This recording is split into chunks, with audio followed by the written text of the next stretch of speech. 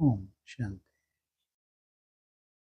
6 मई 2026 गीत चला है, मुखड़ा देख ले प्राणी। मुखड़ा देखने के लिए क्या चाहिए?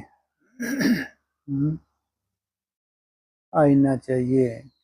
अगर आईना ही नहीं है तो मुखड़ा क्या देखोगे? कौन सा आईना दिया है बाबा ने तुमको जिसमें तुम मुखड़ा देखते हो? ज्ञान का आईना दिया है। जिस ज्ञान में, जिस समझ से, इसलिए तो कहते हैं मनुष्य आत्मा खुद ही अपना मित्र है, खुद ही अपना शत्रु है। अगर आईना नहीं देख पाती आत्मा तो सोचो कितना बड़ा, जैसे कि अपना ही क्या बन गई? शत्रु। और अगर अक्सर आईना देख रही है तो क्या कहेंगे? अपना मित्र। समय भी लिमिट का ही है। क्या से क्या बनना है? पापात्मा से पुण्य आत्मा। कितने पाप बचे हैं, कितने पाप खत्म हुए हैं? पाप खत्म होते जा रहे हैं तो निशानी क्या है? आईने में। हैं जी? हल्के होते जा रहे हैं। हल्के होते हैं तो उड़ते हैं, भारी हैं तो उड़ने की कोशिश करते हैं तो नहीं उड़ पाते। शरीर हल्का भारी होता है, आत्मा हल्की भारी होती है। आत्मा अर्थात मन बुद्धि। जितने हिसाब किताब तुम्हारे कटे नहीं हैं तो तुम्हारी मन बुद्धि ऊपर नहीं उठ सकती। कोशिश करते हैं लेकिन उठती ही नहीं। जितना जितना तुम हल्के होते जाते हो उतना उतना स्वतः ही क्या हो रहा है? मन बुद्धि ऊपर की तरफ उठती है। कौन सा चित्र है मुरली में बताया तुम्हारे लिए? आईना। सीढ़ी का चित्र है तुम्हारा आईना। इसलिए मुरली में ये भी बोला है कि लास्ट में एक ही चित्र बचेगा सीढ़ी का। सुना नहीं सुना पॉइंट? लास्ट में एक ही चित्र होगा सीढ़ी का। क्या मतलब? माना ये तुम्हारे लिए आईना है, दूसरों को दिखाने के लिए नहीं कि ऐसे 84 जन्म होते हैं, ऐसे सतों से फिर तुम तमों में आ जाते हो। ये आईना किसके लिए है? सीढ़ी का चित्र खास भारतवासियों के लिए है। भारतवासियों की भी 2 कैटेगरी हैं जो सीढ़ी के चित्र में है, एक नहीं। एक है रचयिता कैटेगरी, दूसरी है रचना। देखो आईना, रचना कहाँ पे है? सीढ़ी में। रचयिता वो भी सीढ़ी में। हाँ। रचना है, उसका कार्य बहुत गहरा कार्य है। सतयुग त्रेता का कार्य थोड़ा स्लाइट है, उतना बड़ा नहीं है, लेकिन द्वापर कलयुग का कार्य बहुत गहरा है। और कलयुग का तो बहुत गहरा कार्य है। देखो उसको अच्छे से, जैसे कि अजगर। कैसा है ये? जैसे कि अजगर ने डसा हुआ है इनको। हाँ, सतयुग त्रेता का कार्य उसके मुकाबले में, द्वापर कलयुग के मुकाबले में हाँ कम है। ये जब नीचे से ऊपर तक जाते हैं तो कहाँ तक जाते हैं? ज्यादा से ज्यादा 16 कला संपूर्ण तक। फिर जब नीचे उतरते हैं तो 16 कला से 2 कला कम होती है तो कहाँ जाते हैं? 14 कला। फिर 6 कला कम हुई तो द्वापर। द्वापर से रावण राज्य शुरू हो जाता है, वहां से इनका डाउनफॉल शुरू हो जाता है। कमजोर हैं तो दूसरे धर्मों में कन्वर्ट हो जाते हैं, लेकिन दूसरे जो पावरफुल हैं वो अपनी धारणाओं को नहीं छोड़ते, तना में ही रहते हैं। लेकिन है रचना। अब मुखड़ा देखना किनको है? जो रचना है उनके पास इतनी बुद्धि कहाँ कि अपना मुखड़ा देखें, मुखड़ा देख के फिर अपना श्रृंगार करें। श्रृंगार करने में कितनी सूक्ष्मता है। तो इतनी सूक्ष्म बुद्धि भी तो हो। तो ये गीत रचना के लिए तो हो नहीं सकता कि तुम शरीर छोड़ो और फिर सतयुग में जाके जन्म लो। तो उनके लिए क्या, वो तो भावना के आधार से उन्होंने जितनी मेहनत की है, जितनी प्योरिटी की पावर धारण की है, जितना भगवान को याद किया है ब्रह्मा कुमार कुमारी बनने के बाद, तो उनकी प्रारब्ध इकट्ठी हो गई। उसके बाद परम धाम जाते हैं और सतयुग से उनका चक्र शुरू हो जाता है। लेकिन जो रचयिता हैं उनके लिए है गीत, मुखड़ा देख ले प्राणी। सीढ़ी में तुम कहाँ हो? सीढ़ी में तुम्हारा चित्र कहाँ है? तुम तो आदि में भी गुप्त रहे, ब्राह्मण चोटी भी क्या, बाप भी गुप्त हो, ब्राह्मण चोटी, माना चोटी जैसा पुरुषार्थ करने वाले बच्चे भी गुप्त थे। लेकिन वो आदि में भी खड़े थे तो अंत में भी खड़े रहेंगे। तो उनका चित्र कौन सा सीढ़ी के चित्र में?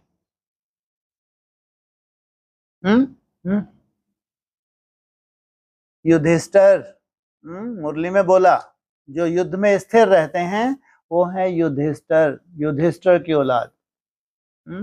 उनको कहेंगे खड़ा डंडा। अल्फ को मिला अल्लाह, गिफ्ट में क्या दे दी? बादशाही गिफ्ट में मिली है। नहीं तो अल्फ को मिला अल्लाह और बे को मिली झूठी बादशाही। ये मुरली के महावाक्य हैं। अल्फ को मिला अल्लाह और बे को मिली झूठी बादशाही। और तुम्हारे लिए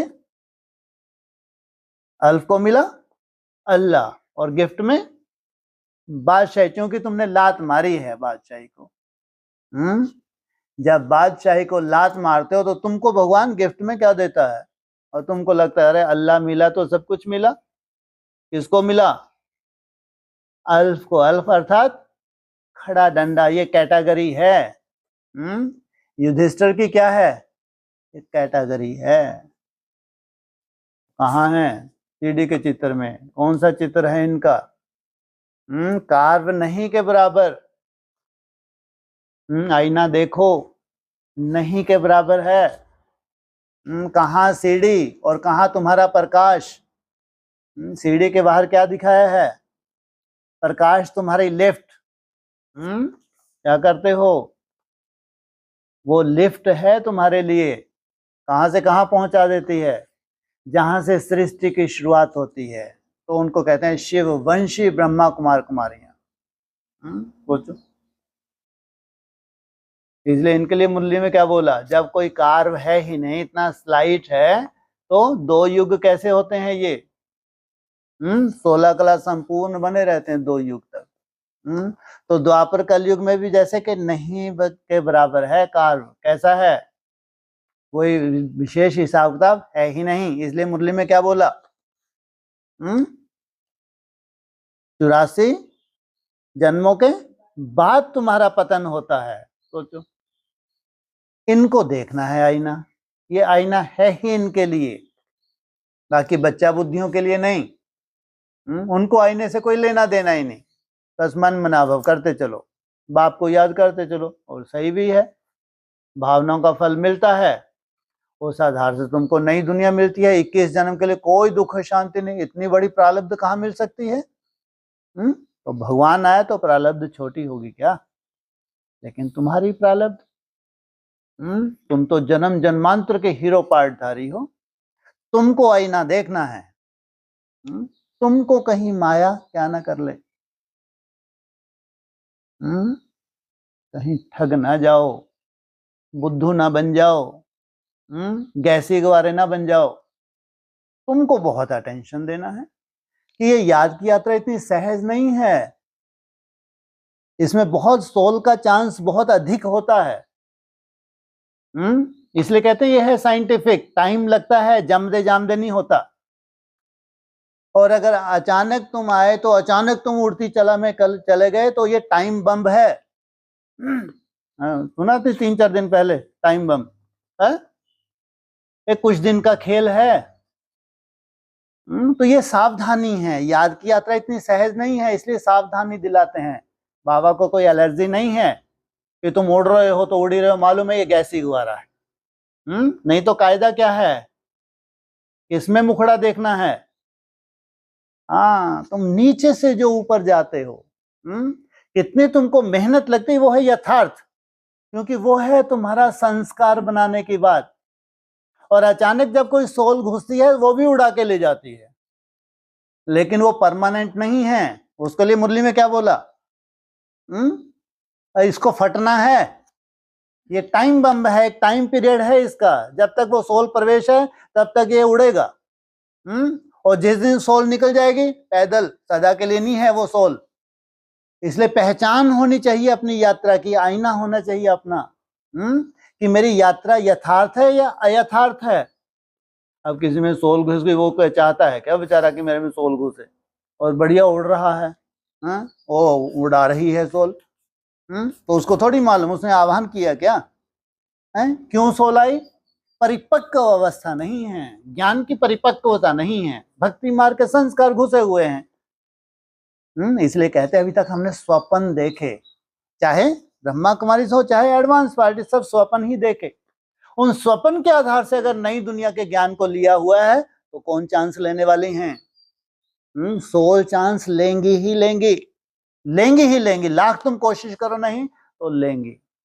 इसलिए तुमको क्या समझाते हैं, क्या समझाते हैं, ये पढ़ाई है, यहां पढ़ाई में स्वप्न नहीं देखे जाते, कि नई दुनिया है, कोई बहुत बड़ा पार्ट हो गया, बस भविष्य में तुम तो बस सर पे ही बैठने वाले हो। तो ये इतने बड़ा बड़ा जो तुम स्वप्न देखते हो, ये चांस देते हो ताकि कोई सोल तुम में घुसे और तुमको उड़ाए। इसलिए समझदार बनना चाहिए, अगर किसी में सोल हो तो उसके प्रति क्या होना चाहिए, कहां से मालूम पड़े सोल है इसमें घुस गई, लो इनके चार्ट से देख लो, क्या बड़ी बात है, चार्ट से, वो चार्ट सीधा परमधाम ही जा रहा होगा, नीचे आता ही नहीं वो चार्ट।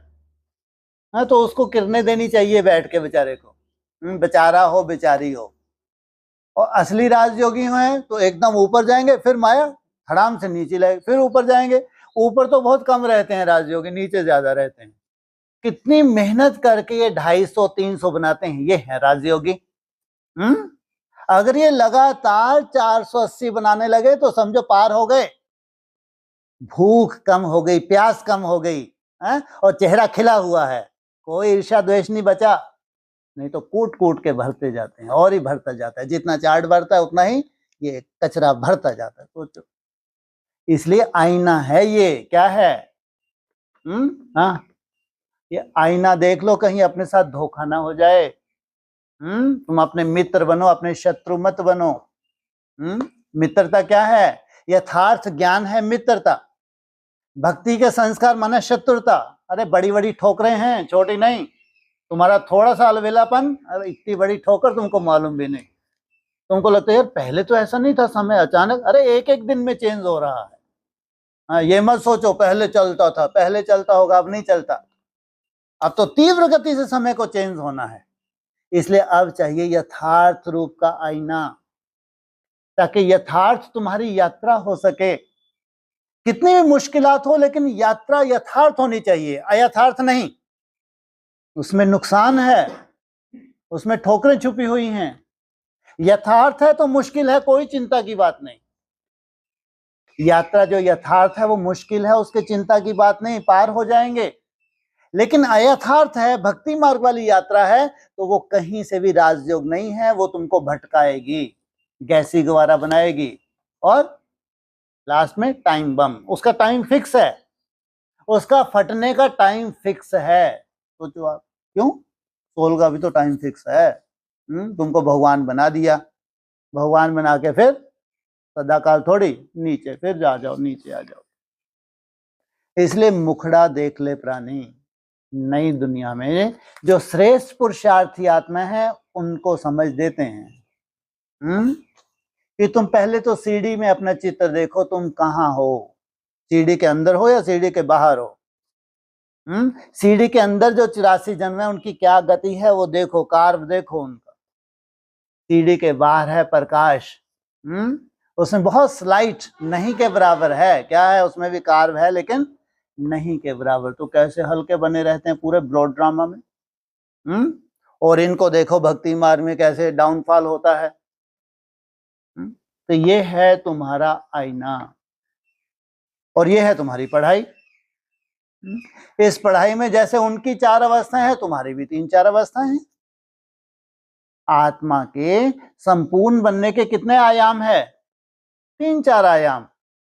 और उनके भी 3-4 आयाम है।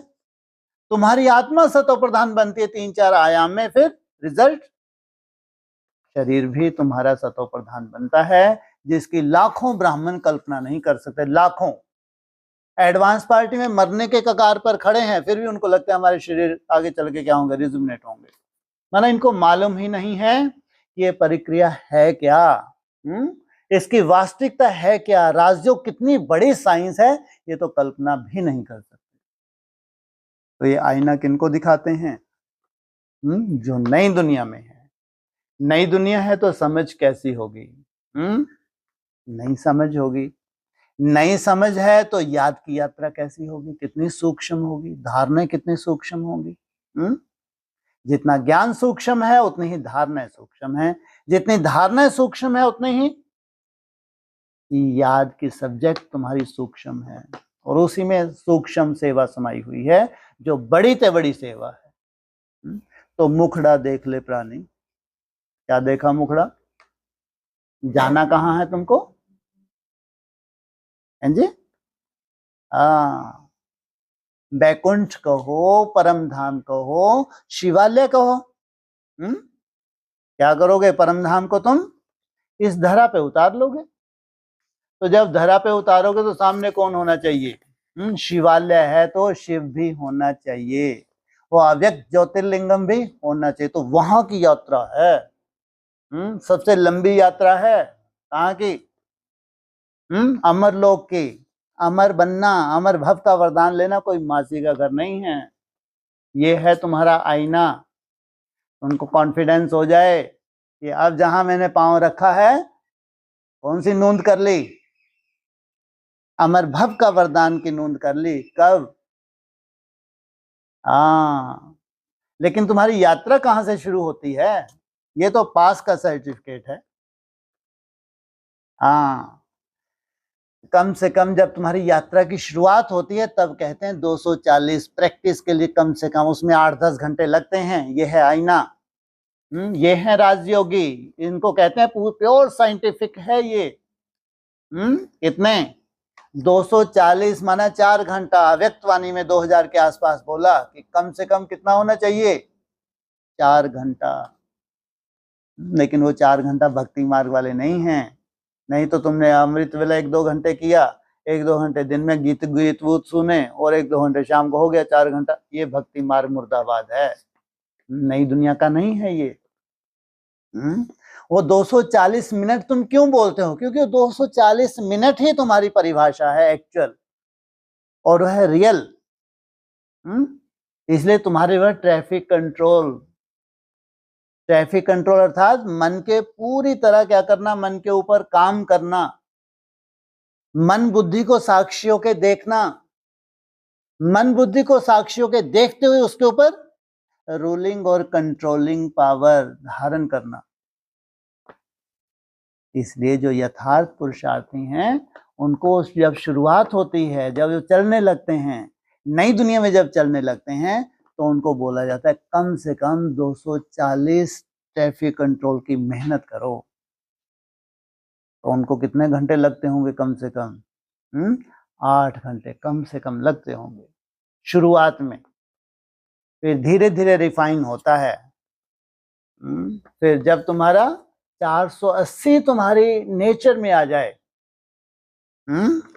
जब 480 तुम्हारी नेचर में आएगा, नेचुरल होने लगेगा, तब कितने घंटे की मेहनत हो रही होगी? कम से कम 12 घंटे, इससे कम नहीं। 12 से 14 घंटे, नहीं तो गैसी गुवारे हो। ये पूरी पहचान है, ये आईना है। मुखड़ा देख ले प्राणी। खुद ही अपने शत्रु बन रहे हैं या मित्र बन रहे हैं? जब तुम्हारा 480 नेचुरल होने लगा, तुम्हारे संस्कार में आने लगा, तो भी 75% से जास्ती हो ही नहीं सकता, कायदा ही नहीं है। नहीं तो सोचो 12 घंटे की मेहनत की हो 720 हो गए, फेलियर स्टूडेंट हो। ये कायदा नहीं है, राजयोग का कायदा नहीं है। मन का कायदा, हाँ सोल प्रवेश है, ये कायदा है। सोल प्रवेश होगी तो तुम्हारे मन को बांध देगी कुछ समय के लिए, वो राजयोग नहीं है। तो 480 माना,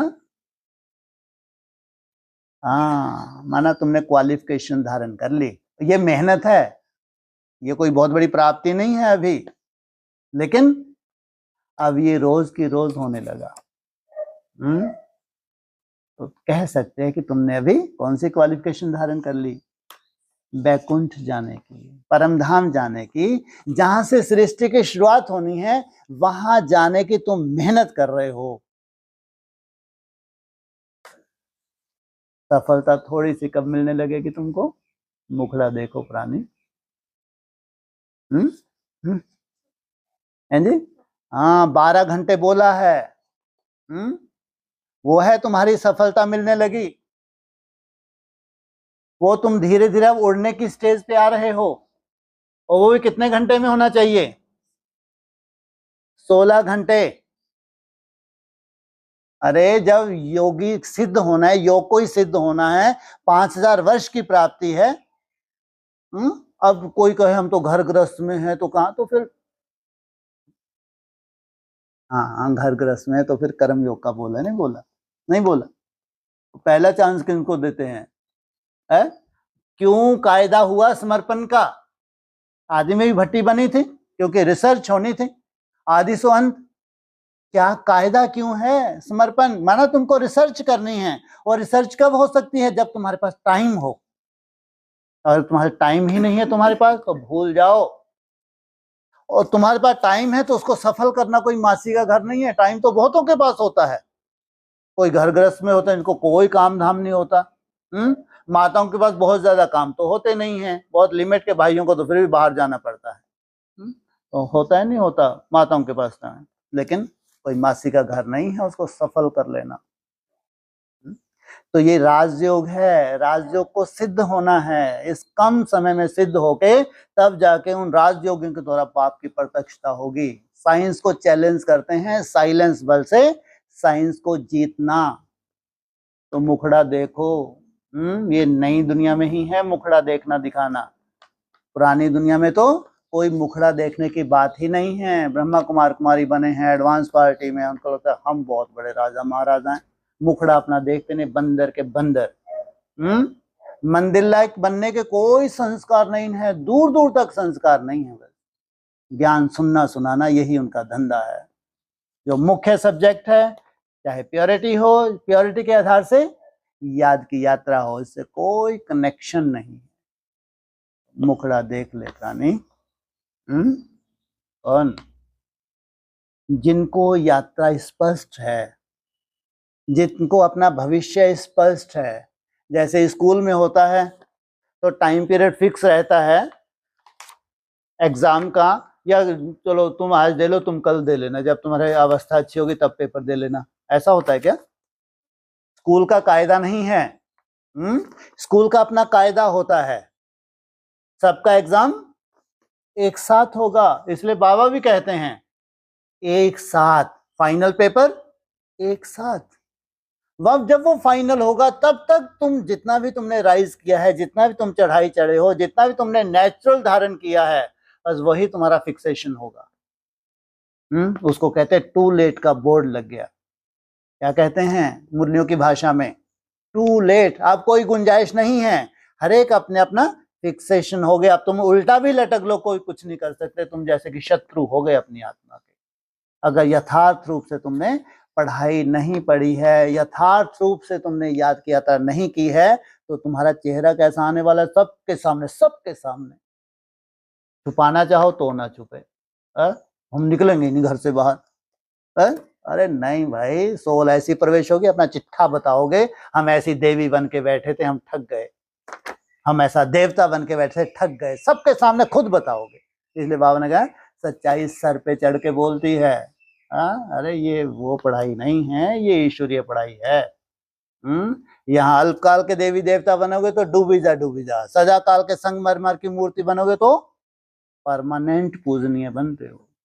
मुखड़ा देख ले प्राणी, कहाँ जैसे वो स्कूल में पढ़ाई होती है तो तिमाही, छिमाही और फिर क्या पहले होते थे ना, हाँ, लेकिन उनका मार्क्स फाइनल में ऐड होते थे।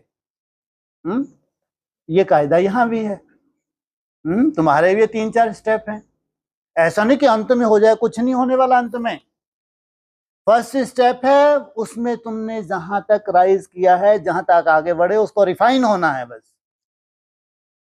इसलिए कभी कभी ये भी तो बोलते हैं कि फाइनल 27 ही मानना चाहिए, 34 नहीं। 34 तो क्या है, जो 27 में है उसको रिफाइन होना है, 31 और 34। इसलिए असली खेल कहाँ होने जा रहा है, 27। तो मुखड़ा देख ले प्राणी, ये है दर्पण, ये है आईना, ये है यथार्थ रूप और टू लेट का बोर्ड। उसके बाद तुमको कितनी भी समझ आ गई, लेकिन अब टू लेट हो गया। अब तो जो श्रेष्ठ पुरुषार्थी आत्माएं थी, उन्होंने श्रेष्ठ पुरुषार्थ किया, दिन रात एक करके मेहनत की, जो साक्षियों के भगवान देख रहा था। जब वो मेहनत कर रही थी, वो उनकी तपस्या थी, कोई बहुत बड़ी अचीवमेंट नहीं थी। जब हम मेहनत कर रहे हैं, ये कोई बहुत बड़ी प्राप्ति नहीं है, ये क्या है, ये तपस्या है, इसका फल तुमको भविष्य में मिलने वाला है। वो साक्षी होकर भगवान देख रहा है, कहीं ये थकते तो नहीं है। लेकिन तुमको एक आईना दिया है, मूल्यों के हिसाब से आईना मिला है, उसमें कम से कम तुम अपनी जो मेहनत हो, उस मेहनत को देख सकते हो, रोज की रोज जो तुम्हारी मेहनत है। अव्यक्त वाणी में जो तुम्हारी मेहनत के लिए बोला है, चार्ट लिखो, रोज का रोज चार्ट लिखो, फिर अपना क्या निकालो, घाटा फायदा निकालो, एवरेज निकालो, उस एवरेज को वीकली मेंटेन करो, फिर वीकली नहीं होता तो मंथली उसको मेंटेन करो। ये सब अव्यक्त वाणी के पॉइंट है। ये है तुम्हारा आईना। सीढ़ी के बाहर तुमको लिफ्ट है, भले कुछ कुछ सेकंड टिकने में तुम्हारी आफत है, लेकिन वो लिफ्ट का काम करने वाले है आगे चल के। लिफ्ट में क्या होता है, वो सीढ़ी में क्या होता है, कमर पे हाथ रख के, वो अच्छा लगता है, या थोड़ा सा चलो लिफ्ट चलाने में थोड़ा बटन दबाने में टाइम लग रहा है, लेकिन जब बटन दबेगा तो फटाक से जाएंगे, या वहीं नीचे लटके रहेंगे, है? तो बटन कौन दबाएगा, है? मुखड़ा देख ले प्राणी। हाँ, अरे लिफ्ट के अंदर आगे कम बात है क्या, तो तुम लिफ्ट के अंदर कमर पे हाथ रख के चढ़े जा रहे हो, हैं बुढ़े ठुड्डे कहीं के। हाँ, आत्मा बूढ़ी कब होती है, कोई यंग हो 20, 25, 30 साल का, लेकिन मन बुद्धि उसकी उड़ी नहीं रही, तो बुढ़ा ठुड्डा है या यंग है, क्या है वो, बूढ़ा है, थका हुआ है। हर एक हिसाब किताब है ब्रो ड्रामा में। अब कोई बेचारा बुढ़िया हो, वो मस्त 20 रूप अवस्था में टिकती है, आनंद ले रही है, ओढ़ रही है, तो बुढ़िया है या यंग है वो, तो सोचो उसके संकल्पों का खून कैसा है, एकदम यंग है। तो यहाँ तो ये बेहद की बात है, हद की नहीं।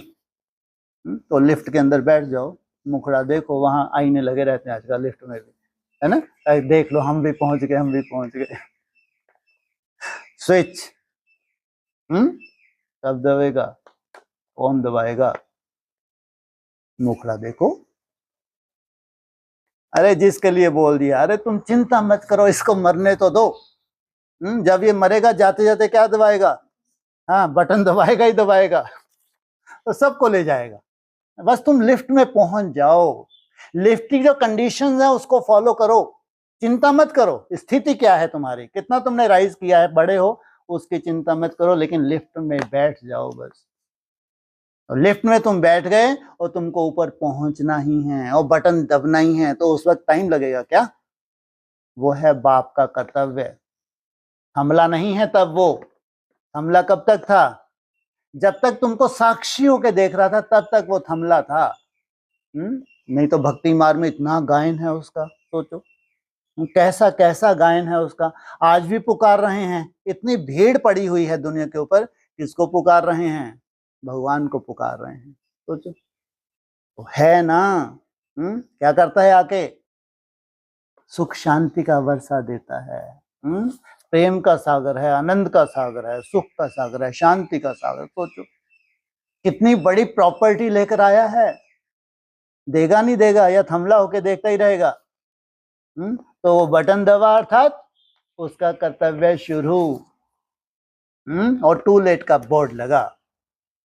जिनकी एंट्री हो गई, लिफ्ट छोटी मोटी नहीं है, वो तो लिफ्ट होती जा 4 से 8 10 बैठ सकते हैं। ये लिफ्ट कितनी बड़ी है? हाँ, 16,000 की एंट्रेंस है इसमें, छोटी मोटी लिफ्ट नहीं है। विश्व के किसी भी कोने में बैठी है तब भी वो कहाँ है? वो लिफ्ट के अंदर है। वो ये है पुरुषार्थ की बलिहारी। ये है तुम्हारा आईना।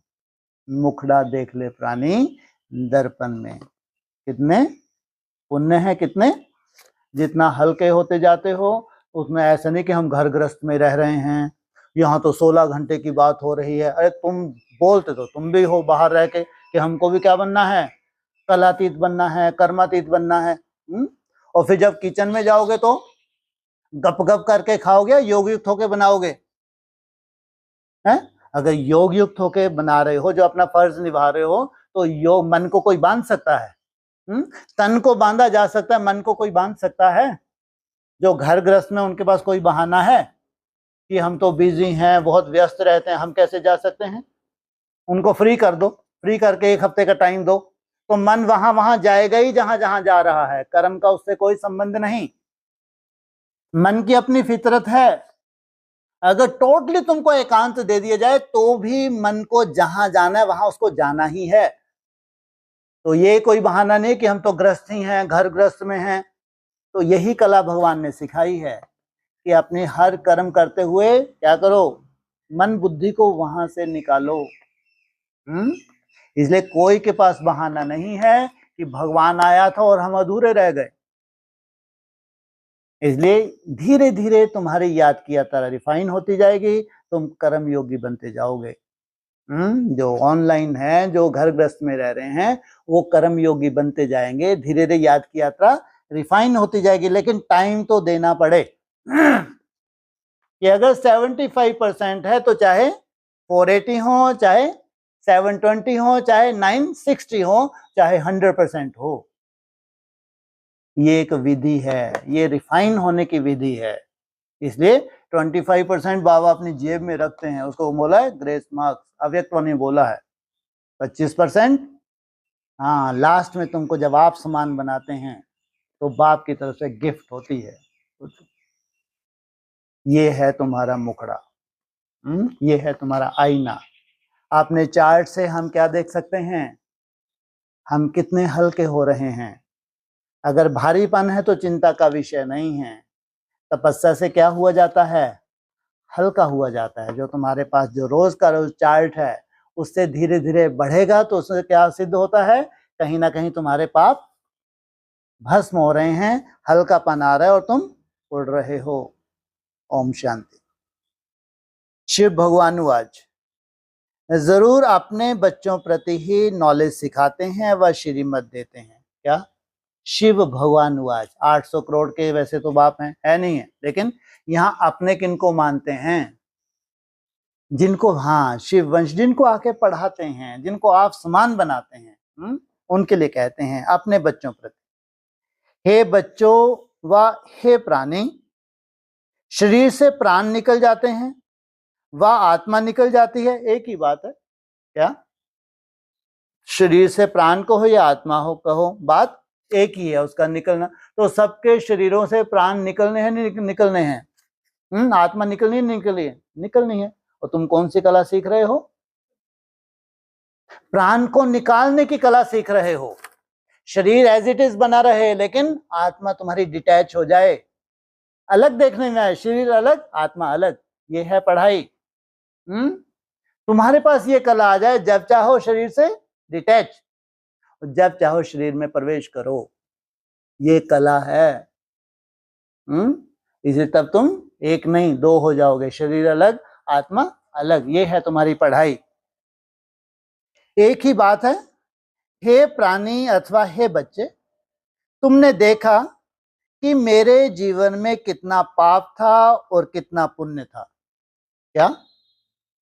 पाप था और कितना पुण्य था। ये तुमने किस आधार से देखा? नॉलेज के आधार से। तुम्हारे जीवन में आधा कल्प पुण्य आधा कल्प पाप होते हैं क्या? ये कौन सी आत्माएं हैं? हाँ, ये सीढ़ी के अंदर जिनके लिए सीढ़ी लंबी चौड़ी बताई है, जो पूरे विश्व को उस सीढ़ी के द्वारा आईना दिखाया जाता है। उनका रावण राज कहाँ से शुरू हो जाता है? हाँ, द्वापर युग से रावण राज शुरू हो जाता है, तो और धर्मों में कन्वर्ट हो जाते हैं। पुण्य का वर्षा बाप से मिलता है, जिसको राम कहते हैं। क्या? पुण्य का वर्षा किससे मिलता है? जिसको राम कहते हैं। मुरली में क्या बोला? राम बाप को कहा जाता है। शिव बाबा कहो या राम बाप कहो, बात एक ही है। राम निराकार को कहा जाता है। सोचो संगमी पे कैसी वो निराकार स्टेज में टिकता है। जो तीसरा नेत्र किसको दे दिया? उस राम बाप को दे दिया, उस देवदेव महादेव को दे दिया, ना कि सीता वाला राम। सीता वाला राम कहाँ है और राम बाप कहाँ है? राम बाप है रचयिता किन किन का? चाहे सीता वाला राम हो चाहे राधा वाला कृष्ण हो। ये है रचना, और इनका रचयिता कौन है? राम बाप। ये है दो बैल। दो बैलों के ऊपर सवारी कौन करता है? शंकर। तो कैसे सवारी करता है भाई? उसको दो बैलों की पहचान कब होती है? कब? नई दुनिया की सौगात तुम बच्चों को दी है, आना जाना करते हो ना। अरे वो दो बैल तो होने चाहिए, इसलिए अव्यक्त वाणी में बोला त्रिमूर्ति मुबारक दी 2002 के आसपास। अव्यक्त वाणी में इंडिकेशन मिल रहे हैं, और जो सूक्ष्म बुद्धि है वो पहचानती है, सन्मुख वर्षा देती है। तुम बच्चों को नई दुनिया की सौगात दी है, आना जाना करते हो ना। तो फिर मन बुद्धि से क्या करेगा? सहयोग करेगा नहीं करेगा? मन बुद्धि स्वतः ही, क्योंकि ब्रॉड ड्रामा का हिसाब किताब है। यहाँ कोई स्थूल प्रवेशता की बात नहीं है। यहाँ सवारी करना माना मन बुद्धि बार बार कहाँ झुकेगी? हाँ, जो अपने अजीज बच्चे हैं, वफादार हैं, आज्ञाकारी हैं, उनके प्रति मन बुद्धि झुकेगी ही झुकेगी। ये ब्रॉड ड्रामा का हिसाब किताब है। तो उन दिनों में जो चली थी मुरली 2004 के आसपास, तो उसमें यही जिक्र आया था। दो बैल है तो सवारी कौन करता है? हाँ, शिव शंकर के ऊपर सवारी करता है। शंकर मन बुद्धि कहाँ जाती है? बैलों के ऊपर। तो अब तुम बच्चे जो आकर के ब्रह्मा मुख वंशावली ब्राह्मण बने हो, तुम्हारी बुद्धि में आया है बरोबर आधा कल्प हम पुण्य आत्मा ही थे, फिर आधा कल्प पापात्मा बने। 800 करोड़ के हिसाब से या 33 करोड़ के हिसाब से या 2 करोड़ के हिसाब से कितनी भाग्यशाली आत्माएं हैं ये। अभी पुण्य आत्मा बनना है। कितना पुण्य आत्मा बने हैं वह हर एक अपने दिल से पूछे। तुम अपने को जितना जानते हो उतना कोई नहीं जानता, या तुम जानते हो या तुमको कौन जानता है? भगवान जानता है। तो अपने दिल से पूछें, पाप आत्मा से पुण्य आत्मा कैसे बनेंगे? वह भी बाप ने समझाया है। यज्ञ तप आदि से तुम पुण्य आत्मा नहीं बनेंगे, वह है भक्ति मार्ग। इससे कोई भी पुण्य आत्मा नहीं बनते हैं। कितना भी यज्ञ तप करें उससे, क्यों? वहां भगवान नहीं है, भगवान की पहचान नहीं है। भावनाओं का फल मिलता है लेकिन भगवान की पहचान नहीं है। जब भगवान आते हैं अपनी पहचान देते हैं तब की बात है। अभी तुम बच्चे समझते हो हम पुण्य आत्मा बन रहे हैं किस आधार से? जितना जितना तुम याद करते जाते हो उतना उतना तुम्हारे से पाप कर्म नहीं हो रहा, तो तुम क्या बन रहे हो? पुण्य आत्मा बन रहे हो। आसुरी मत से पाप आत्मा बनते बनते सीढ़ी उतरते ही आए हैं। असुर कौन? गुरु लोग। ये भी मुरली में बोला है, रावण अर्थात आसुरी मत, उससे सीढ़ी उतरते ही आए हैं। कितना समय हम पुण्य आत्मा बनते हैं व सुख का वर्षा लेते हैं, यह है किसको पता नहीं। गुड़िया को बाहर कर दो, उनको बाहर कर लेंगे। यह किसको पता नहीं। उस बाप को या तो सभी मनुष्य करते हैं, उनको ही परम पिता परमात्मा कहते हैं। ब्रह्मा विष्णु शंकर को परमात्मा नहीं कहेंगे। और किसको परमात्मा नहीं कह सकते? क्या कहा? ब्रह्मा विष्णु शंकर को परमात्मा नहीं कहेंगे और किसको परमात्मा नहीं कह सकते। माना जब ब्रह्मा विष्णु शंकर यही परमात्मा नहीं है तो और किसी की बात तो हो ही नहीं सकती। भल इस समय तुम प्रजापिता ब्रह्मा कहते हो, परंतु प्रजापिता को कभी भक्ति मार्ग में याद नहीं करते। वो कहते हैं प्रजापति और बाप कहते हैं प्रजापिता। याद सभी फिर भी निराकार बाप को ही करते हैं और गॉड फादर और भगवान ईश्वर ही निकलते हैं। क्या निकलता है उनके मुख से? एक को ही याद करते हैं। मनुष्य अपने को गॉड फादर कह ना सकें, ना ही ब्रह्मा विष्णु शंकर अपने को गॉड फादर कह सकते हैं। क्या? जब बड़े से बड़े देवताएं हैं तो इनकी बुद्धि भी इतनी कैसी होगी? उतनी ही सूक्ष्म होगी, बड़ी होगी। तो ये कभी भी अपने को भगवान कह नहीं सकते। उनके शरीर का नाम तो है ना, किनके? चाहे ब्रह्मा हो, चाहे विष्णु हो, चाहे शंकर हो, एक ही गॉड फादर है, उनको अपना शरीर नहीं है। भक्ति मार्ग में भी शिव की बहुत पूजा करते हैं। खुदाई में भी क्या मिले? शिवलिंग मिले। अभी तुम बच्चे जानते हो शिव बाबा इस शरीर द्वारा हमसे बात करते हैं। हे बच्चों, कितना प्यार से कहते हैं, समझते हैं मैं सर्व का पतित पावन सदगति दाता हूं। केवल तुम्हारा ही नहीं, क्या? सर्व का। सर्व का माना जितने भी ब्रह्मा कुमार कुमारी हैं, सर्व माना जितने भी ब्रह्मा कुमार कुमारी, चाहे एडवांस चाहे ब्रह्मा कुमार कुमारी, और उनके साथ साथ 800 करोड़ का भी।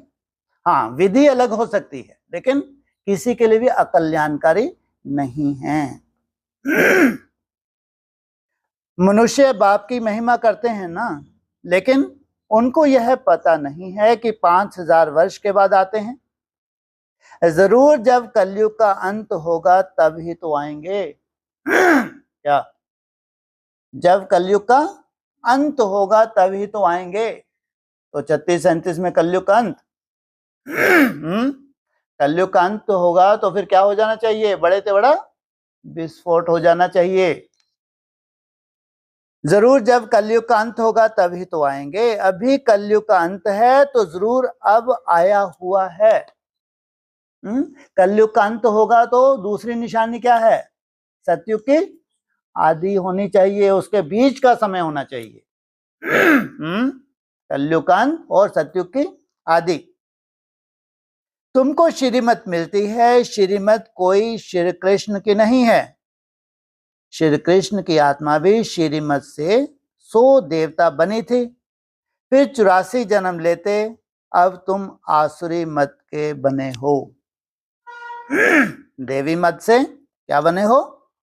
आसुरी मत के बाप कहते हैं मैं आता ही तब हूं जब तुम्हारा चक्र पूरा होता है। वाह! कब आता हूं मैं? जब तुम्हारा चक्कर पूरा होता है। बाकी कोई लेना देना नहीं, ऐसे की जैसे की ऐसा लगता है ना। तुम जो शुरू में आए थे अब जड़ जड़ीभूत अवस्था में हो। क्या? तुम्हारे से सृष्टि की शुरुआत हुई थी, अब जड़ जड़ीभूत अवस्था में हो। क्या निशानी है?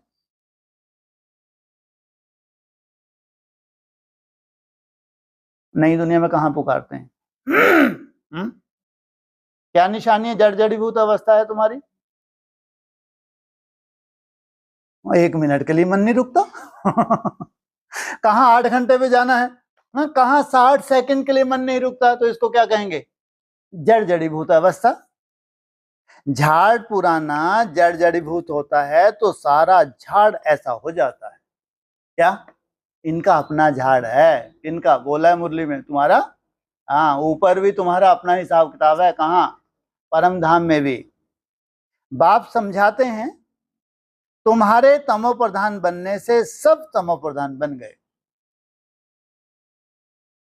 यह मनुष्य सृष्टि का वैरायटी धर्मों का झाड़ है। इसको उल्टा झाड़ कहते हैं। इसका बीज ऊपर में है, झाड़ नीचे है। नीचे क्यों है? क्योंकि सृष्टि नीचे है, सृष्टि रची ही है तुम्हारे लिए। उस बीज से ही सारा झाड़ निकलता है। जब सारा झाड़ उस बीज से निकलता है, जो पहले पहले पत्ते निकलते हैं तो कैसे होंगे? कल्पना करके देखो, जब इस नई सृष्टि की शुरुआत होगी तो जो पहले पहले पत्ते हैं वो कितने शोभनिक होंगे, सुंदर होंगे। मनुष्य कहते भी हैं, गॉड फादर आत्मा कहती है, आत्मा का नाम आत्मा ही है। आत्मा शरीर में आती है तो शरीर का नाम रखा जाता है, खेल चलता है। आत्माओं की दुनिया में खेल नहीं चलता। वहां क्या बोला उनको? वो जड़वत, अपने अपने समय अनुसार उनको ड्रामा अनुसार नीचे आना है। खेल की जगह ही यह है। कहाँ है? ये है तुम्हारा रंगमंच। नाटक में रोशनी आदि सब होती है। बाकी जहां आत्माएं रहती हैं वहां सूर्य चांद नहीं है, ड्रामा का खेल नहीं चलता।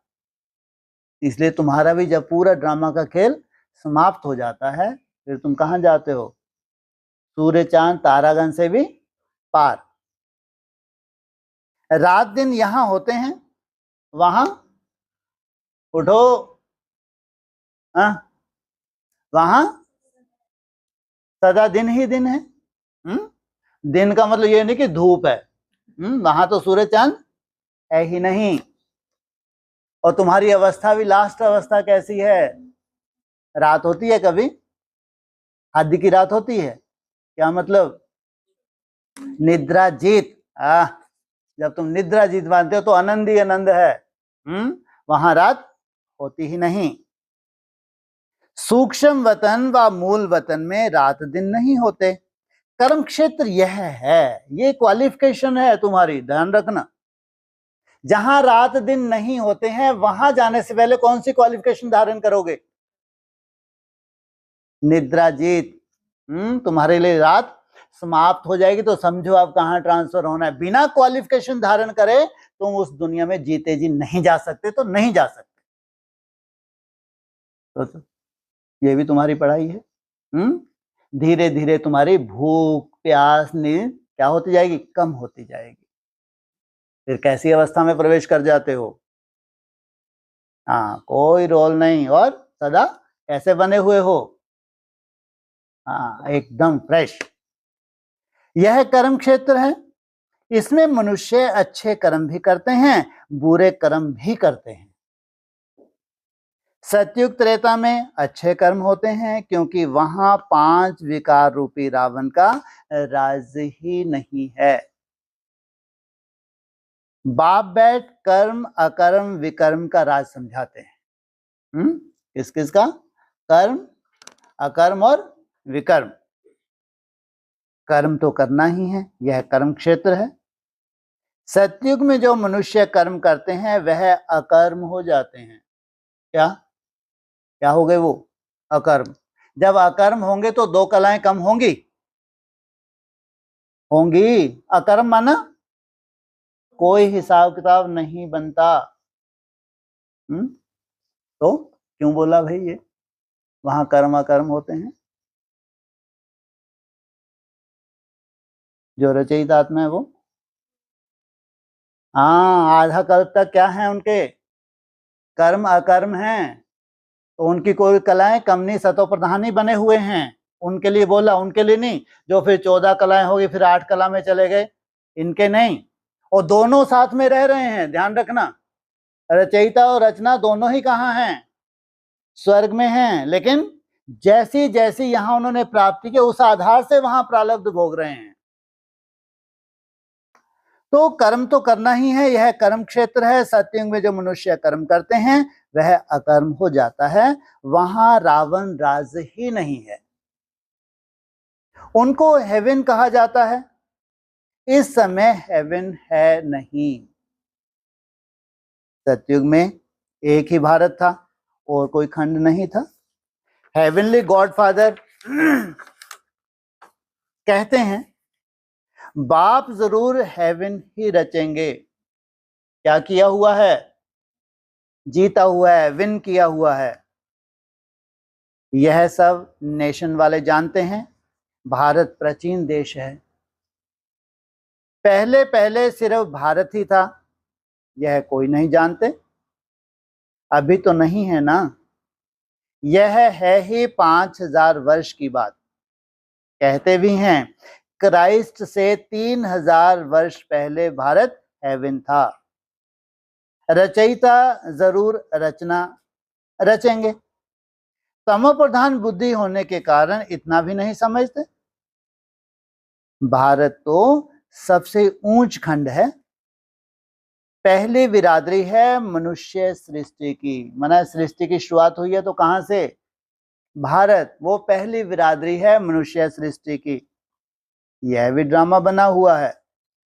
साहूकार गरीबों को मदद करते हैं, यह भी चला आता है। क्या? साहूकार गरीबों को मदद करते हैं, यह भी चला आता है। भक्ति मार्ग में भी साहूकार गरीबों को दान करते हैं, परंतु यह है ही पतित दुनिया।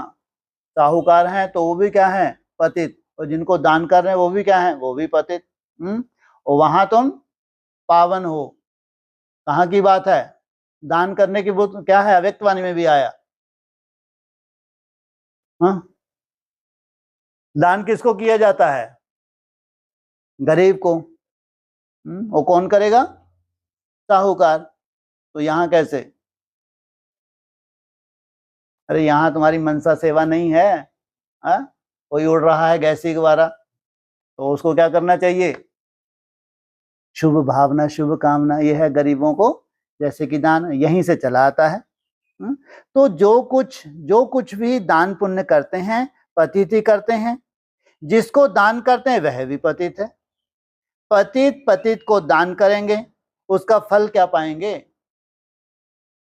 भल कितना भी दान पुण्य करते आए हैं फिर भी गिरते आए हैं। भारत जैसा दानी खंड और कोई नहीं होता। कितना बड़ा दान करते हो? भारत जैसा दानी खंड कोई नहीं होता। कितना बड़ा दान करते हो? पूरे विश्व को ही परिवर्तन कर देते हो। कोई भीख मांगने की वहां दरकार नहीं। इस समय तुम्हारा जो भी तन मन धन है सब इसमें स्वाहा करते हो। इसको कहा जाता है राजस्व अश्वमेघ अविनाशी ज्ञान यज्ञ। ये है ऊंच तो ऊंच वर्षा पाने का अधिकार। क्या कहा? तुम क्या स्वाहा करते हो? इसमें तन मन धन सब कुछ स्वाहा करते हो। उसके रिजल्ट अश्वमेघ, अपना तुम्हारा जो अश्व है कौन सा है? मन रूपी। इसको क्या करते हो? कंट्रोल करते हो, स्वाहा करते हो। आत्मा कहती है यह जो पुराना शरीर है इसको भी यहाँ स्वाहा करना है, क्योंकि तुम जानते हो सारी दुनिया के मनुष्य मात्र इसमें स्वाहा होते हैं। किसमें? इस यज्ञ में। पहले पहले क्या आहुति दोगे तुम? अपने शरीर की आहुति पहले पहले देते हो। इसलिए हम क्यों नहीं खुशी से बाबा पर बलि चढ़ जावे? क्या? देह सहित देह के सब संबंधों को भूलना माना बलि चढ़ना। आत्मा जानती है। हम बाप को याद करते हैं, कहते भी आए हैं बाबा आप जब आएंगे तो हम बलिहार जाएंगे, क्योंकि अब हमारे बलिहार जाने से आप फिर 21 जन्म के लिए बलिहार जाएंगे। हम बलिहार गए हैं तो आप हमारे ऊपर क्या जाने वाले हो? आप हमारे ऊपर बलिहार जाओगे। हम 1 जन्म के लिए और वो 21 जन्म के लिए। यह सौदागरी है। हम बाप पर बलिहार जाते हैं तो आप भी तो 21 बार बलिहार जाते हैं। बाप कहते हैं जब तक तुम्हारी आत्मा पवित्र नहीं बनी है तब तक हम बलिहारी स्वीकार नहीं करते। थमला। इनको टाइम थोड़ी लगता है जवाब देने में, है? क्योंकि फालतू में सब खुश ना हो जाए। अरे फिर हम भी तो क्या कहते हैं, जितना हम याद करते जाते उतना हमारी बलिहारी बढ़ती जाती है। उतना प्योरिटी की छोड़ थोड़ी दिया। तो जब तक तुम्हारी आत्मा पवित्र नहीं बनी है तब तक हम बलिहारी स्वीकार नहीं करते हैं। तो इसका मतलब करेंगे क्या, आशावादी हैं हम, क्या आज नहीं तो कल वो करेंगे जरूर। बाप कहते हैं माम एकम याद करो तो तुम्हारी आत्मा प्योर बन जाएगी और मैं स्वीकार कर लूंगा। बाप को भूलने से तुम कितना पतित दुखी हुए हो। मनुष्य दुखी होते हैं फिर शरणागति लेते हैं। अभी तुम 63 जन्म रावण से बहुत दुखी हुए हो। एक सीता की बात नहीं, सब सीताएं हैं, जो भी मनुष्य मात्र हैं। रामायण में तो कहानी लिख दी है, सीता को रावण ने शोक वाटिका में डाला। वास्तव में बात सारी इस समय की है। तुम सब क्या हो, सीताएं हो। राम आया है तुमको जेल से छुड़ाने। सभी रावण अर्थात 5 विकारों की जेल में हैं, इसलिए दुखी हो पुकारते हैं हमको इनसे छुड़ाओ। एक की बात नहीं है। बाप समझाते हैं सारी दुनिया रावण की जेल में है। सब आत्माएं क्या हो गई, स्त्री हो या पुरुष हो, आत्मा के नाते सब क्या हो गई, सीताएं। रावण राज है ना, कहते भी हैं राम राज चाहिए। गांधी ने भी कहा सन्यासी कभी ऐसे नहीं कहेंगे कि राम राज चाहिए। वो क्या कहते हैं, मोक्ष चाहिए, जन्म मरण से मुक्ति चाहिए। क्यों, उनका त्याग बड़ा है, तो प्राप्ति भी कैसी चाहते हैं, बड़ी चाहते हैं। भारतवासी ही कहेंगे इस समय आदि सनातन देवी देवता धर्म है नहीं और ब्रांचेस हैं। सतयुग था, एक ही आदि सनातन देवी देवता धर्म था, अभी वह नाम ही बदला हुआ है। अपने धर्म को भूल फिर और धर्म में कन्वर्ट होते जाते हैं। मुसलमान आए, कितने हिंदुओं को अपने धर्म में कन्वर्ट कर लिया। क्रिश्चियन धर्म में भी बहुत कन्वर्ट हुए हैं, इसलिए भारतवासियों की जनसंख्या कम हो गई है। नहीं तो सबसे ज्यादा जनसंख्या किनकी होनी चाहिए, भारतवासियों की। नहीं तो भारतवासियों की जनसंख्या सबसे ज्यादा होनी चाहिए। अनेक धर्मों में कन्वर्ट हो गए हैं। बाप कहते हैं तुम्हारा जो भी आदि सनातन देवी देवता धर्म है वह सबसे ऊंच है। सतो प्रधान थे, अब वही बदलकर फिर तमो प्रधान बने हैं। अब तुम बच्चे समझते हो, ज्ञान सागर पतित पावन जिसको बुलाते हैं वही सन्मुख पढ़ा रहे हैं। वह ज्ञान का सागर, प्रेम का सागर है। क्राइस्ट की ऐसी महिमा नहीं करेंगे। श्री कृष्ण को ज्ञान का सागर पतित पावन नहीं कहा जाता। सागर एक होता है, चारों तरफ ऑलराउंड सागर ही सागर है। सागर दो नहीं होते, क्या कहा, ऑलराउंड एक ही है, दो सागर नहीं होते। यह मनुष्य सृष्टि का नाटक है, इसमें सबका अलग अलग पार्ट है। बाप कहते हैं मेरा कर्तव्य सबसे अलग है, मैं ज्ञान का सागर हूं। कौन नहीं है, दो सागर नहीं है, मना कृष्ण ज्ञान का सागर नहीं है। मुझे ही तुम पुकारते हो हे पतित पावन, फिर कहते हो लिबरेटर। क्या क्या कहते हो तुम, कमला है, क्या है वो, लिबरेटर। लिबरेट किससे करते हैं यह भी कोई नहीं जानते। तुम जानते हो हम सतयुग त्रेता में बहुत सुखी थे, उसको स्वर्ग कहा जाता है। अभी तो है ही नर्क, इसलिए पुकारते हैं दुख से लिबरेट कर सुख धाम में ले चलो। कुछ कुछ सेकंड हमको निसंकल्प होना, ये क्या है हमारा, जैसे बहुत बड़ा पहाड़ है दुखों का, इससे क्या करो, इससे हमको छुड़ाओ, कहाँ ले जाओ। सन्यासी कभी नहीं कहेंगे फलाना स्वर्गवासी हुआ। वह फिर कहते हैं पार निर्माण गया। विलायत में भी कहते हैं लेफ्ट फॉर हेवनली अवार्ड, समझते हैं गॉडफादर पास गए। हेवनली गॉडफादर कहते हैं बरोबर हेवन था, अब नहीं है। हेल के बाद हेवन चाहिए। गॉडफादर को यहां आकर हेवन स्थापन करना है। सूक्ष्म वतन मूल वतन में कोई भी हेवन नहीं होता। कहाँ होता है, इतना जो शास्त्रों में, इतना जो धर्मों में गायन है, कहाँ का गायन है, हाँ, अभी जो वंडर ऑफ द वर्ल्ड होगा इसका गायन है, जरूर बाप को ही आना पड़ता है। बाप कहते हैं मैं आकर प्रकृति का आधार लेता हूं मेरा जन्म मनुष्यों मुआफिक नहीं है। कौन बाप? शिव। मैं गर्भ में नहीं आता हूं, तुम सभी गर्भ में आते हो। सतयुग में गर्भ महल होता है क्योंकि वहां कोई विकर्म होता नहीं जो सजा भोगें। गर्भ जेल कहां से शुरुआत होती है? द्वापर से, इसलिए उसको गर्भ महल कहा जाता है। क्यों कहा जाता है गर्भ महल? क्योंकि वहां कोई दुख शांति नहीं, विकर्म नहीं होते। यहाँ विकर्म करते हैं जिसकी सजा भोगनी पड़ती, इसलिए गर्भ जेल कहा जाता है। यहाँ रावण राज्य में मनुष्य पाप करते रहते हैं, यह है ही पापात्माओं की दुनिया, वह है पुण्य आत्माओं की दुनिया, स्वर्ग।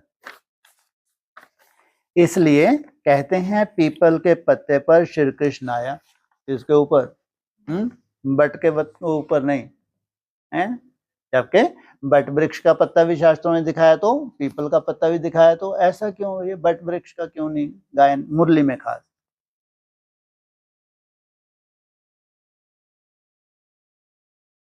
कृष्ण की स्थिति के अनुसार जब जन्म, जब मुरली चल रही थी तो ये ठीक नहीं थी तब हाँ? अरे यार ये सब क्या है? अभी अपनी स्थिति तो देखो, कितने सेकंड टिकते हो? कितने सेकंड टिकते हो? वो यहाँ कहाँ जमावड़ा हो रहा है? कौन सी आत्मा का? बेहद में समझ नहीं आता ना। अरे भगवान ही किसी को बिठा दे, जमावड़ा कर दे पत्ते के ऊपर, हिलेगा? हिलेगा डोलेगा या स्थिर हो जाएगा? अभी तुम सबकी हालत क्या है? पल पल पी रहे हो या सदाई ढकार जाते हो? पल पल दिल के सोचो। लेकिन अभी क्या है? भविष्य का ड्रामा। कैसी स्थिरता है? अगर वो पीपल का पत्ता साथ में डूब गया तो नई सृष्टि कभी आएगी ही नहीं। तो पीपल के पत्ते पर श्री कृष्ण आए, यह श्री कृष्ण की महिमा दिखाते हैं। सतयुग में गर्भ में दुख नहीं होता। बाप कर्म अकर्म विकर्म की गति समझाते हैं, जिसका फिर शास्त्र गीता बनाया है, परंतु उसमें शिव भगवान वाच के बदले श्री कृष्ण का नाम डाल दिया है। अब तुम जानते हो हम बेहद के बाप से बेहद सुख का वर्षा लेते हैं। अभी भारत रावण से शापित है, इसलिए दुर्गति हो गई है। अभी शाप से मुक्त हुआ, शापित ही है? ये 18 जनवरी 1609 से पहले की वाणी, लेकिन अभी अंत का भी अंत है। यह बड़ा श्राप भी ड्रामा में नूंदा हुआ है। बाप आकर वर देते हैं, आयुष्मान भव, पुत्रवान भव, संपत्तिवान भव, सभी सुख का वर्षा देते हैं। तुमको आकर पढ़ाते हैं, जिस पढ़ाई से तुम देवता बनते हो। यह नई रचना हो रही है। ब्रह्मा द्वारा तुमको बाप अपना बनाते हैं। गाया भी जाता है प्रजापिता ब्रह्मा, तुम उनके बच्चे ब्रह्मा कुमार कुमारी बने हो। दादे से वर्षा बाप द्वारा लेते हो, आगे भी लिया था, अब फिर बाप आया है। आगे कब लिया था? आदि में। अब फिर बाप आया है। बाप के बच्चे तो फिर बाप के पास जाने चाहिए, परंतु गाया हुआ है प्रजापिता ब्रह्मा द्वारा मनुष्य सृष्टि की स्थापना होती है, तो यहां होगी ना। आत्मा के संबंध में कहेंगे हम भाई भाई हैं। प्रजापिता ब्रह्मा की संतान बनने से तुम भाई बहन बनते हो। इस समय तुम सब भाई बहन हो। तुमने बाप से वर्षा लिया था, अब भी बाप से वर्षा ले रहे हो। शिव बाबा कहते हैं मुझे याद करो। तुम आत्मा को शिव बाबा को याद करना है। याद करने से ही तुम पावन बनेंगे, और कोई उपाय नहीं। भगवान तुम्हारे ऊपर बलिहार हो तो उसका एक ही उपाय, कौन सा? याद से जब तक तुम पावन नहीं बने तब तक बाप की बलिहारी हो नहीं सकती, और कोई उपाय नहीं है। पावन बनने सिवाय तुम मुक्ति धाम में जा नहीं सकते। और वो कहाँ बैठे हैं? मुक्ति धाम में। और तुम भी क्या, कौन सी कंडीशन है? इसलिए कहा जितना तुम याद करते जाते हो उतना तुम पवित्र बनते जाते हो। मुक्ति धाम में पहले पहले आदि सनातन देवी देवता धर्म था। जीवन मुक्ति धाम में पहले पहले आदि सनातन देवी देवता धर्म था, फिर नंबरवार और धर्म आए। बाप अंत में आकर सबको दुख से मुक्त करते हैं, है? अभी चौथी अवस्था में क्या है? दुखों के पहाड़। फिर अंत में आकर दुखों से क्या करेंगे? सबको मुक्त कर दें। तुमको जीवन मुक्त कर देंगे, उन सबको मुक्त कर। किसी के बाद दुख शांति रह नहीं सकती। उनको कहा भी जाता है लिबरेटर, मतलब ही क्या रहा? अगर वो लिबरेट ना कहे कोई मतलब ही नहीं रहा। बाप कहते हैं तुम सिर्फ मुझे याद करो तो तुम्हारे पाप भस्म हो जाएंगे। वो लिबरेट करना मेरा फर्ज है, तुम सिर्फ मुझे याद करो। बुलाते भी हो बाबा आओ, हमको पतित से पावन बनाओ। टीचर तो पढ़ाते हैं, इसमें चरित्र करते हैं क्या? यह भी पढ़ाई है। बाप ज्ञान का सागर ही आकर ज्ञान देते हैं। अच्छा, मीठे मीठे सकील हृदय बच्चों प्रति माता पिता बाप दादा का याद प्यार। Good morning. रूहानी बाप के रूहानी बच्चों को नमस्ते, रूहानी बच्चों के रूहानी बाप दादा को नमस्ते। ओम शांति।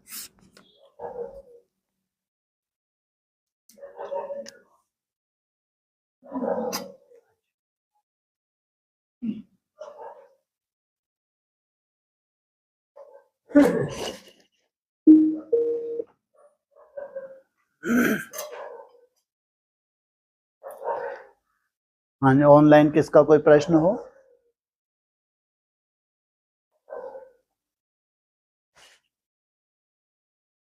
ओम शांति। हाँ जी, बोलिए।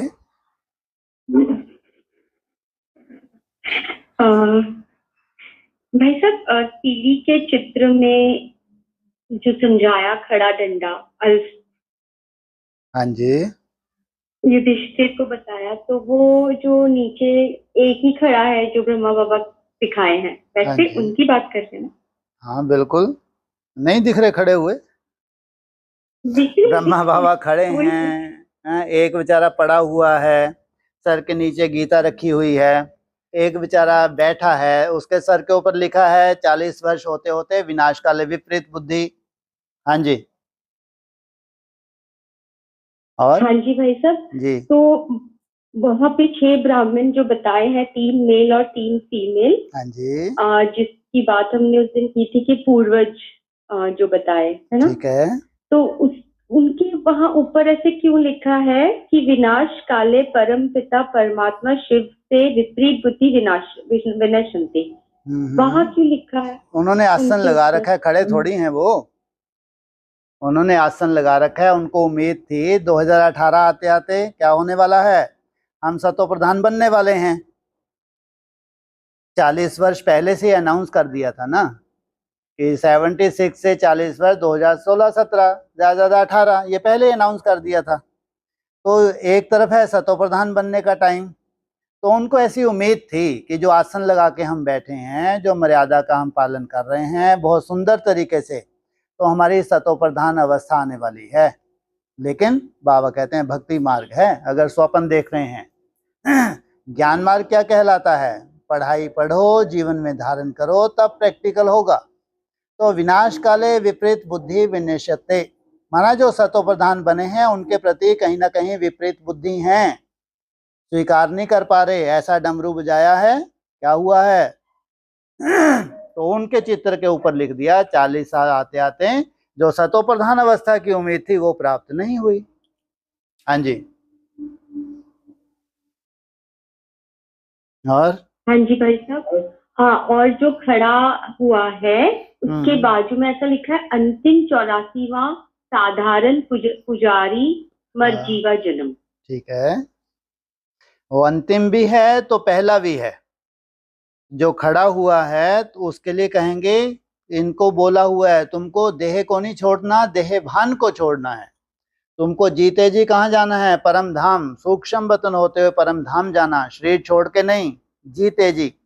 तो ये वो यात्रा है जो शास्त्रों में भी दिखाया है दिखाया 5 पांडव थे, युधिष्ठिर शरीर सहित गया, तो वही खड़ा हुआ दिखाया है। इसको कहते हैं मुरली में खड़ा उदंडा युधिष्ठिर, जो आदि में भी खड़ा था तो अंत में भी खड़ा है। तो उसकी पूरी वंशावली है, कोई एक व्यक्ति की बात नहीं है, ये क्या है, उसकी वंशावली की बात है। हाँ जी जी भाई साहब।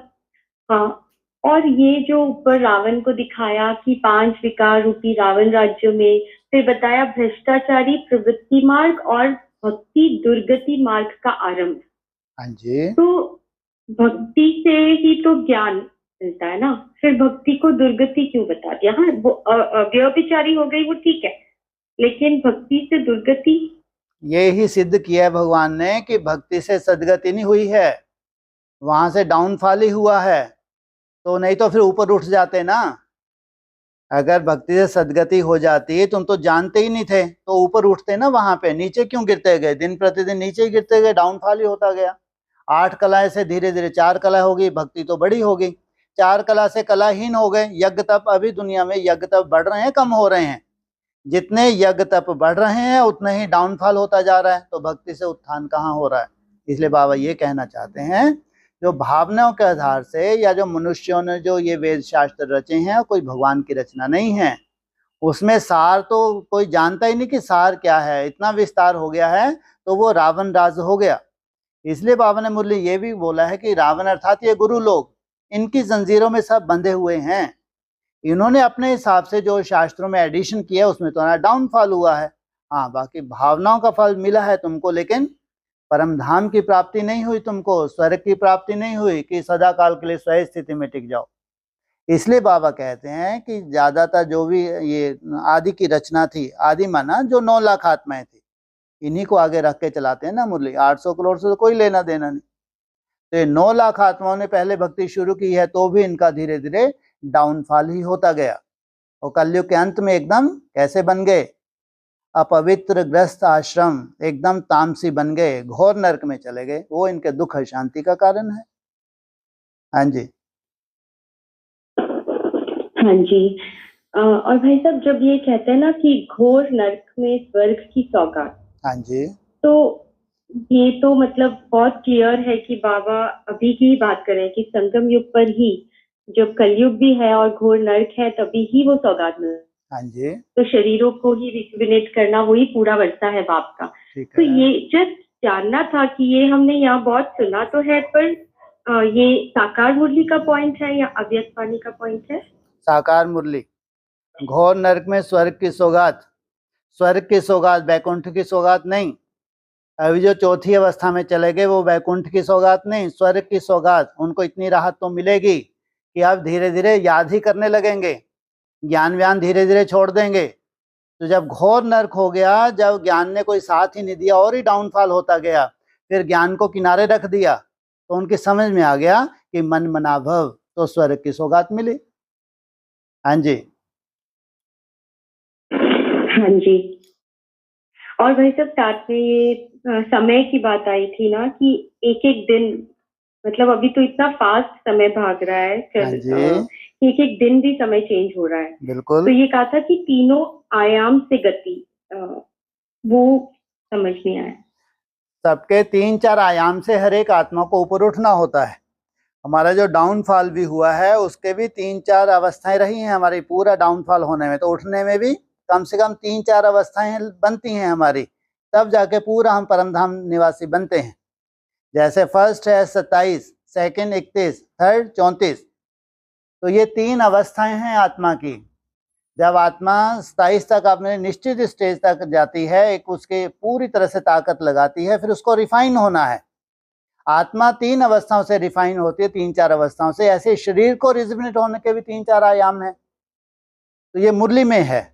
जैसे फिर सर्व का मिसाल भी दिया, मोर का मिसाल भी दिया है। तो 3-4 आयाम, ऐसे सीढ़ी के चित्र में ही 4 आयाम दिखाए हैं। तमो प्रधान है, फिर रजो प्रधान है, फिर सतो समान है, फिर सतो है। तो जिस अवस्था में ऊपर से नीचे आए हैं, उसी अवस्था में नीचे से ऊपर जाना, माना जमदे जामदे नहीं होता कि अगर कोई सोल प्रवेश होगी तो आपको लगेगा भी नीचे आ ही नहीं रहे आप। ये कायदा नहीं है। ऊपर जाने के लिए भी स्टेप्स हैं, सालों लगते हैं, टाइम लगता है। इसलिए कई सोल कई बार प्रवेश हो जाते हैं तो उड़ते ही रहते हैं, उनको लगता है कि हो गया अपना काम, हम तो फरिश्ता बन गए। इसलिए बताया कि 3-4 अवस्थाएं हैं, तो उन 3-4 अवस्थाओं से वो आयाम हैं, उन आयाम से पास होने के बाद तुम अपनी फाइनल स्टेज पे जाते हो, निराकार स्टेज में। हाँ जी। हाँ जी। और भाई साहब एक जनरल पूछना था कि जैसे आज भी कहा ना कि 2 नजर आए, जैसे शरीर अलग और आत्मा अलग, हाँ इसी जी। का अभ्यास कर रहे हैं हाँ कि आत्मा जब मतलब इतना हम डिटैच हो जाएंगे कि हमें वो अलग अलग नजर आएगा।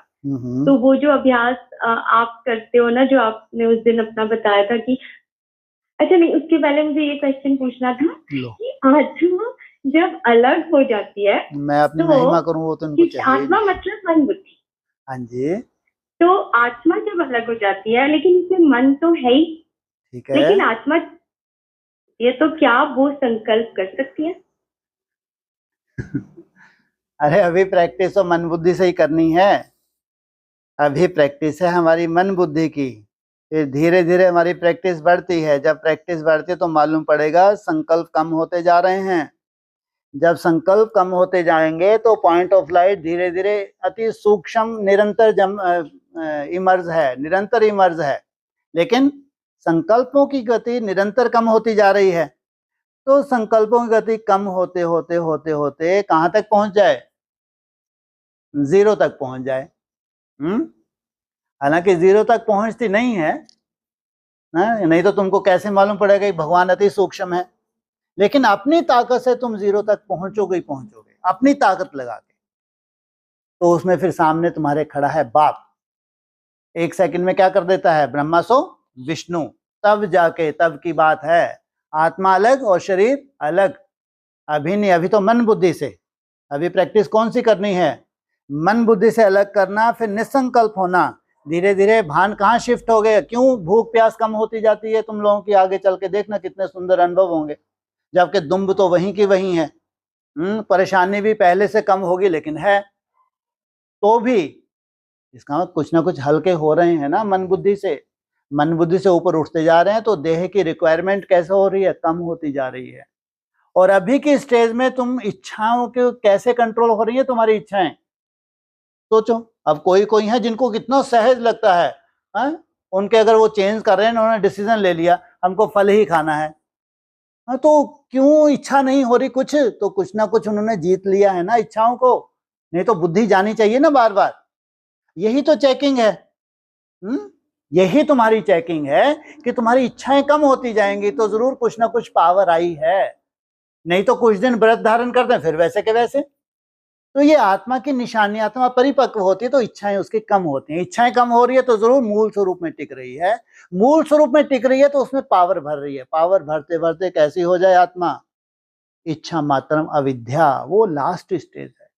अब कोई भी इच्छा नहीं है, अब ये संपूर्ण डिटैच हो गई। तब आत्मा अलग, शरीर अलग। हाँ जी। हाँ जी। तो मुझे एक शेयर करना है एक चीज, तो मुझे प्लस पता है थोड़ा फनी है और पता नहीं कितना वैलिड है, पर आया तो मैं आपसे शेयर कर रही हूँ कि उस दिन जब आपने ये वाला बताया था ना कि आप की वो प्रैक्टिस करते हो कि आत्मा ऐसे ऊपर, मैं अपना शरीर ही देख रही हूँ चलता फिरता, ठीक है। तो ऐसे आया था कि जब मन जो है, जब आत्मा शरीर में होती है तो शरीर का भान जो हमारा से तो ज्यादा संकल्प आते हैं और विकारी संकल्प जो भी है सब शरीर के साथ है, 5 तत्वों का। लेकिन जब आत्मा डिटैच हो गई और वो बस एक साक्षी होकर अपने शरीर को देख रही है ना, तो वो संकल्प भी नहीं चलेंगे ज्यादा, ऐसा आ रहा था। क्या बात है। अरे इसलिए कहा ये मन बुद्धि से डिटैच हुए हैं, वो डिटैचपन नहीं है। हाँ, संकल्पों की गति तुम्हारी कम होगी, ये तुम अपने को सर्टिफिकेट दे सकते हैं कि अब जब मैं डिटैच होता हूँ या डिटैच होती हूँ तो संकल्पों की गति उतनी फास्ट नहीं है, या थोड़ा सा ही ऑर्डर करते हो तो संकल्पों की गति कम हो जाती है। बाकी ये नहीं कि तुम मर गए, कि ऊपर उठ गए तो मर गए, ऐसा नहीं है। लेकिन संकल्पों की गति में अंतर आएगा। गति कम होते होते फिर ये नौबत भी आ जाए तुम्हारी बॉडी मूवमेंट करती रहे और ऊपर से साक्षी होकर तुम्हारी मन बुद्धि को तुमने ऊपर उठा लिया पॉइंट ऑफ लाइट का, और नीचे तुम्हारी ये बॉडी मूवमेंट कर रही है। उस अवस्था में भी बीच बीच में संकल्प हैं, सूक्ष्म संकल्प हैं, सिद्धि स्वरूप बनने में टाइम लगता है। इसलिए इसको कहा है चल समाधि। शास्त्रों में जो गोप गोपियां थी उन्होंने कौन सी समाधि ली थी? चल समाधि। चलते फिरते वो समाधि की स्टेज में चले गए। सोचो, चलते फिरते निसंकल्प हो गए। बैठ के तो हमने भी सुना है शास्त्रों में कि बैठ के समाधि ली जाती है, लेकिन शास्त्रों में ये भी है गोप गोपियों की समाधि कैसी बताई है? उसका चल समाधि, चलते फिरते समाधि की स्टेज, ये है तुम्हारा लक्ष्य। इसलिए बाबा सिंपल शब्दों में कह देते हैं तुमको चलते फिरते उठते बैठते बाप को याद करना है। तो चलते फिरते तुम्हारा मन रुका रहे, वो समाधि की स्टेज है। हाँ जी, हाँ जी भाई साहब। और एक मुरली का पॉइंट आया था कि बाप कहते हैं कि मैं प्रजापिता ब्रह्मा के द्वारा सभी शास्त्रों का सार आके बताता हूँ। हाँ जी, ठीक है। फिर कहा कि दिखाते हैं कि विष्णु की नाभि से ब्रह्मा निकला, तो कहाँ निकला? मनुष्य तो जरूर यहाँ ही होंगे। इनकी नाभि से ब्रह्मा निकला, फिर भगवान ने बैठ इनको इनके द्वारा सभी वेदों शास्त्रों का सार सुनाया। ठीक है, पहले निकले तो जब विष्णु की नाभि से ब्रह्मा निकला तो विष्णु है संपन्न स्वरूप। कैसा है? संपन्न स्वरूप। संपन्न स्वरूप को सुनाने की दरकार नहीं, इसलिए बोला सत्य में कोई ज्ञान सुनाना होगा क्या? संपन्न स्वरूप बना माना अब कोई ज्ञान की दरकार नहीं। फिर विष्णु की नाभि से ब्रह्मा निकला, उसके पास अब सार है। जिस सार को वो धारण कर रहा है उसी सार को दुनिया को बता रहा है। तो वो शास्त्रों में दिखाया है, जब विष्णु की नाभि से ब्रह्मा निकला तो उसके हाथ में वेद शास्त्र दिखाए हैं। फिर वो आधार बन जाता है, क्योंकि सुनना सुनाना नहीं होता जब आप प्रैक्टिकल बन जाते हैं।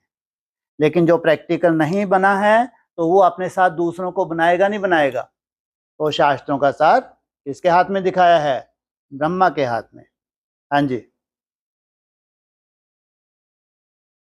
हाँ जी भाई साहब। एक मिनट। एक ये बताया था कि नहीं, वो पॉइंट गुम हो गया जो मुझे पूछना था, कल पूछूंगी। ठीक है, हो गया। चलो, और किसी का कोई प्रश्न हो?